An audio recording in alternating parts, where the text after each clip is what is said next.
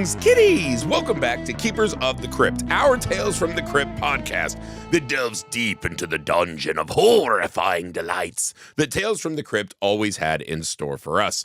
Before today's wonderful episode, a little bit of business. People, please find Misfit Parade on YouTube. That's our channel. You can find this podcast, our short films, as well as our sister podcast, the Messed Up Movies Podcast. If you love Tales from the Crypt, you definitely love yourself some messed up movies. And that's what we talk about over there. We are so ecstatic that Tales from the Crypt has finally found a streaming home on Shudder. We are pumped to see you guys all talking about this wonderful classic show again.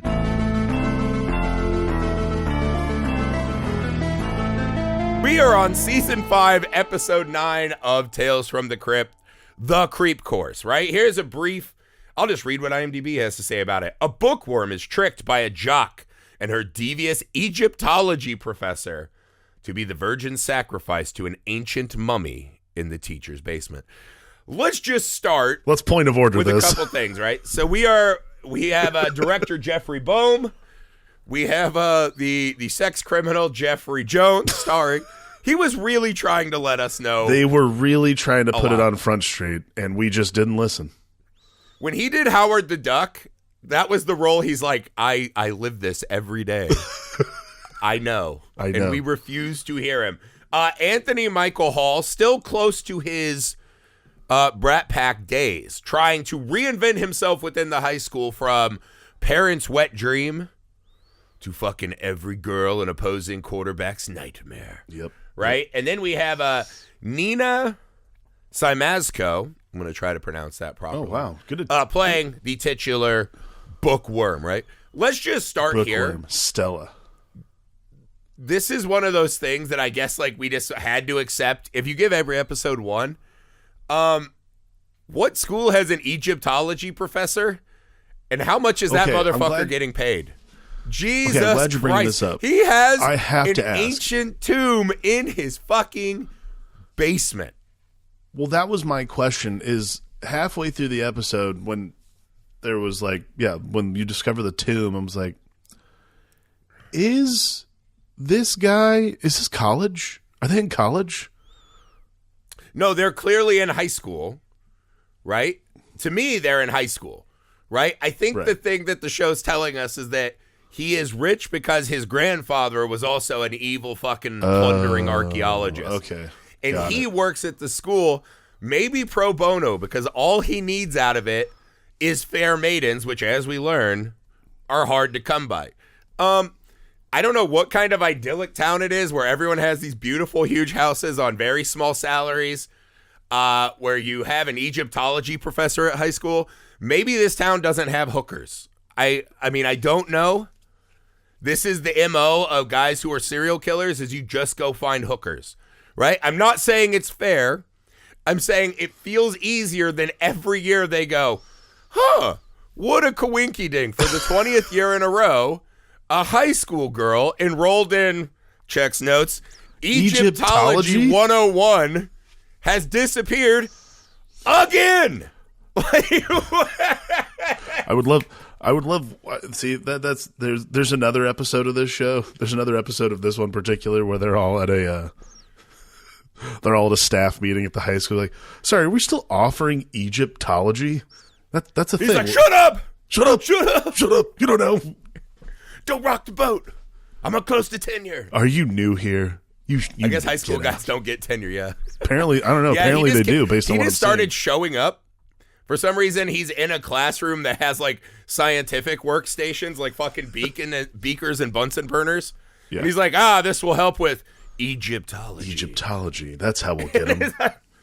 All right, that makes sense. I'm not going to question the world of this. See, normally I'd say, maybe he's just doing it on the covert, but it's printed on the fucking door. Egyptology.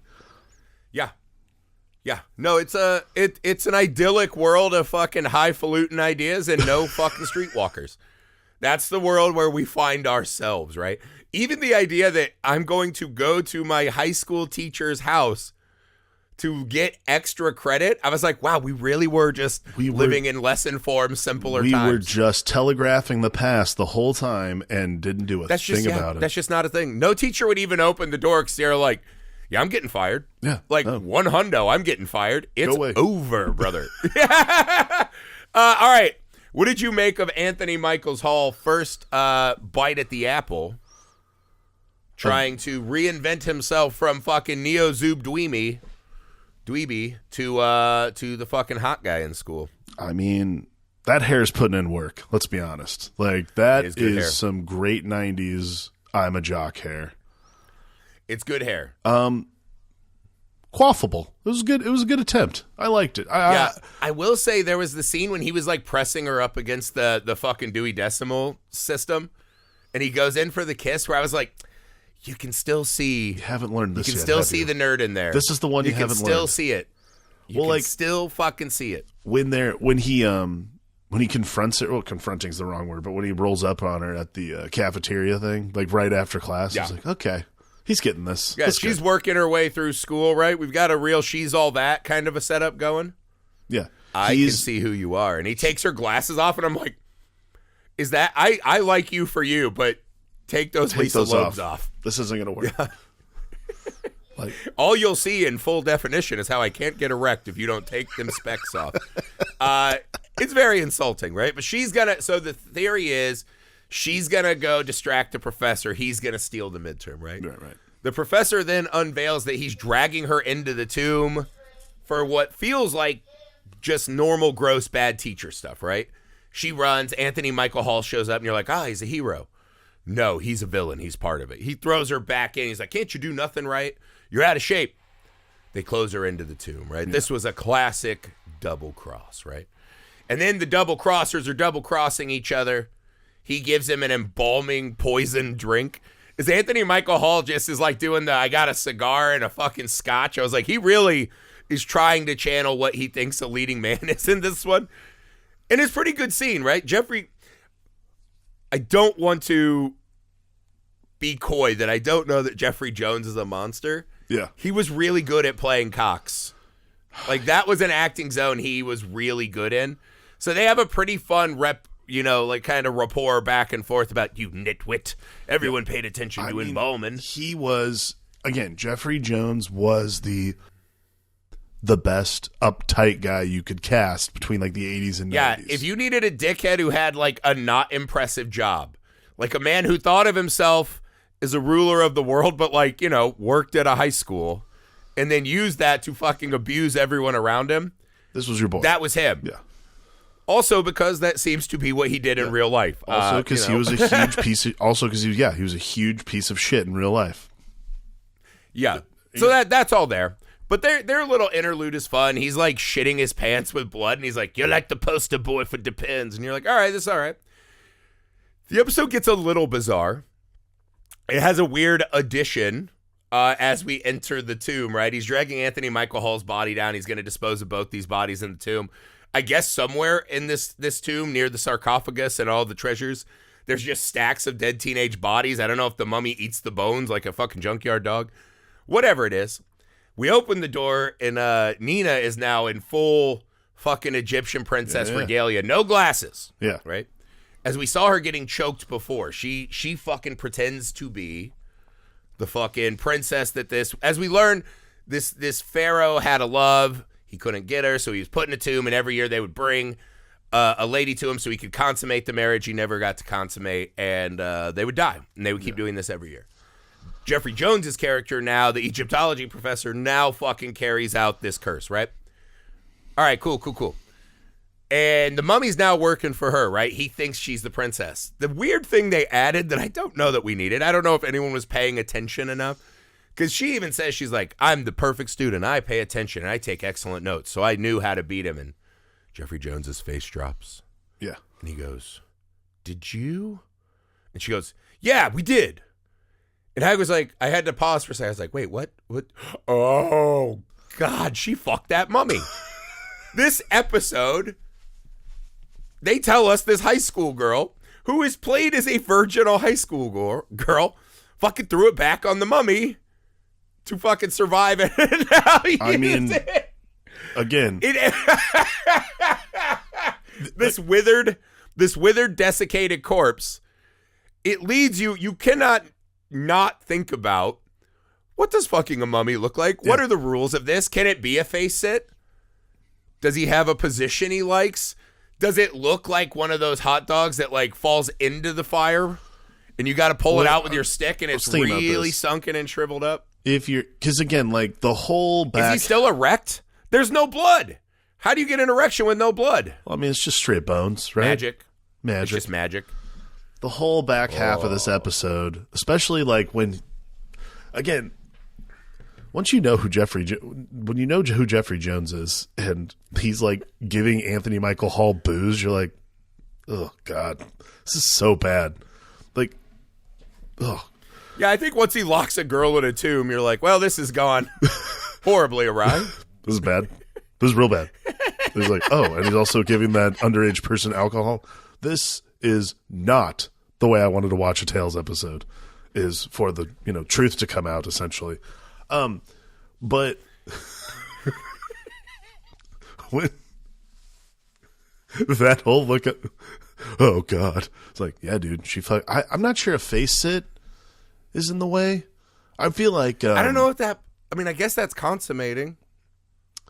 I'm trying to think of like Mormon soaking rules. Like, what are the rules? Maybe like, just what were Egypt's rules? Maybe it's just front rubs. That could be it, right? I'm guessing it has to end in a bust, right? It's like a confetti popper at midnight on New Year's Eve. Just like a you gotta like just like a poof of dust. No, it would be funny if he walked in and she was just doing the Jay-Z and just wiping dust off of her, like so we knew where the mummy finished, and she's like, right, like those kids on TikTok that try to eat fucking that fucking cocoa powder. Yeah. Right? Yeah.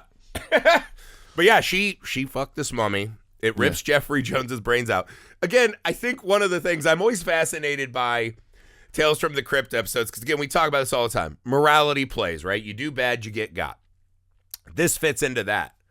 The addition they added between her having to fuck this mummy and then her fucking plan at the end, she's going to hardcore woman jail. Like, she's going to Orange is the New Black jail, because in the Egyptology room, suddenly there are two enormous stone fucking sarcophaguses with Jeffrey Jones and Anthony Michael Hall's now fucking mummified bodies wrapped up. So she put the evidence in, because when they called her in, I thought she was going to be like, not me, I'm just a little old bookworm. I don't know what happened, because I'm an innocent fucking victim of the episode. But then they show us with a little smear of blood on it, this project by, and she wrote her fucking name. She signed her name to the fucking crime. Whatever happened in that tomb, she's like, I want to go to jail. To be fair, she also got an A+, so worth it. Yeah, well, I think she gave herself the A+. I think that's a falsified grade. I think that's the second crime. Again, she didn't do anything wrong. She was abducted by two fucking pieces of shit. She, through survival, had sex with this mummy. I think it's fucking insane that at the end of the show, they're like, we got the bad guys, because that's what Tales from the Crypt does. But also, we threw this perfectly awesome student who's working her way through life, busting hump as a fucking, bus girl. And yeah, she's done. Her life is over. She didn't commit any murders. The mummy committed murders. And Jeffrey Jones committed murders and abductions. Why is she going to have to go to fucking hardcore prison jail? Prison jail? That was smart. Maybe she'll get out of it. Maybe some mummy magic. I mean, I guess our hope is that the fucking crack police department that couldn't fucking put together the string of 20 dead Egyptology students might fucking mishandle evidence and they'll be all right. Yeah, I was going to say. You could go to court and just be like, I didn't do that. What? Yeah, I'm sure. Someone's trying to frame me. I'm sure Gomer PD will certainly not be able to put this one together, and she can just move on with her happy life. And yeah, she goes back to the tomb. She turns on the Megan Thee Stallion, and next thing you know, jurors are getting intimidated. It's like, I'm walking for this. That was the one complaint I had. I was like, don't fucking kill the good person.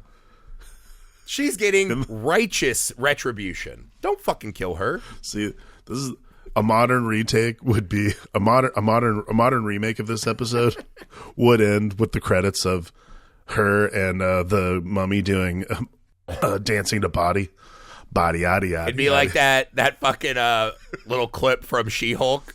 Where it's like that's exactly what work, it'd be. Yeah. And the mummy's fucking fibula falls out, and it's one of the.